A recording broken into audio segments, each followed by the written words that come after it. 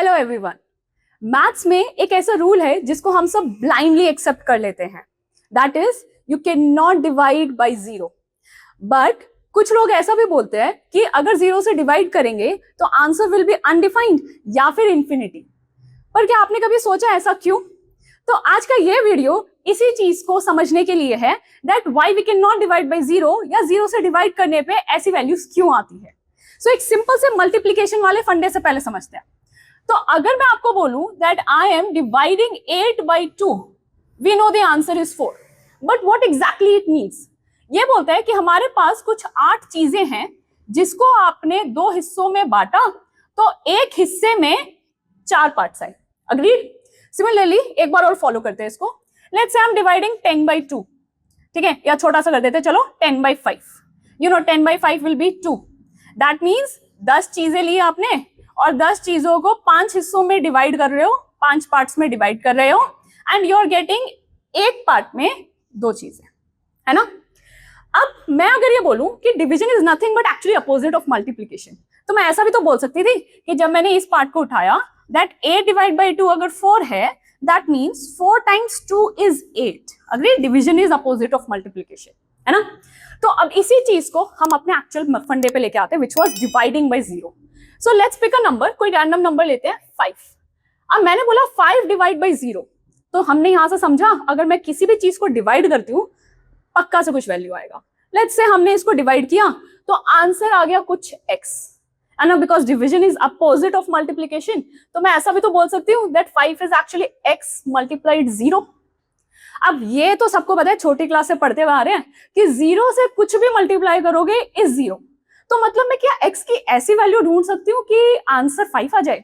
Like 1 times 0, it is going to be 0। मैं 500 लू, मैं 1000 लू, मैं x का कुछ भी वैल्यू लू, this is always going to give me 0। But 5 equals to 0, is it making any sense? और ये तो मैंने एक नंबर लिया है।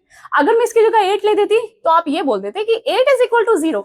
मैं 1000 ले देती तो आप बोलते 1000 is equal to 0। And that's where the maths fails.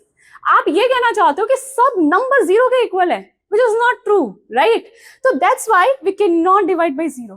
But अभी भी शायद लॉजिक क्लियर नहीं हुआ होगा, क्योंकि ठीक है डिवाइड बाय 0 नहीं कर सकते, मैथ्स फेल हो जाता है।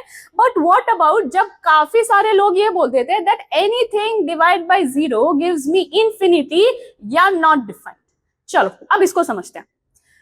सिंपल से लॉजिक से स्टार्ट करेंगे।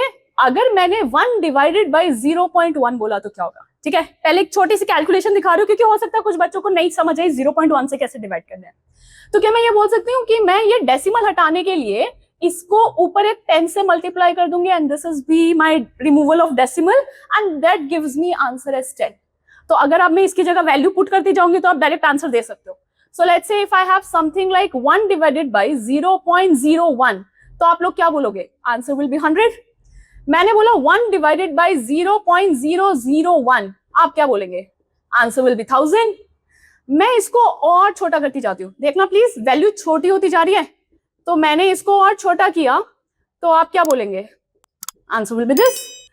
अब मैं ये बोल रही हूँ मैं इतना छोटा कर दे रही हूँ इसको कि ये एक्चुअली में वैल्यू 0 को अप्रोच करने लगे। ध्यान रखना, मैंने 0 नहीं बोला, 0 को अप्रोच कर रही है।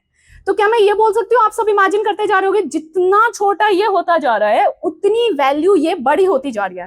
दैट मीन्स ये इतनी बड़ी हो जाएगी कि शायद ये इंफिनिटी को चली जाए, एंड हमें नहीं पता इंफिनिटी की वैल्यू क्या होती है, राइट? तो इस वजह से इंफिनिटी या इस चीज को, क्योंकि अगर मैंने इसको 0 कर दिया, दिस डिनोमिनेटर, लेट्स से मैंने डिनोमिनेटर को 0 कर दिया, that means my numerator is actually approaching to infinity which is not defined।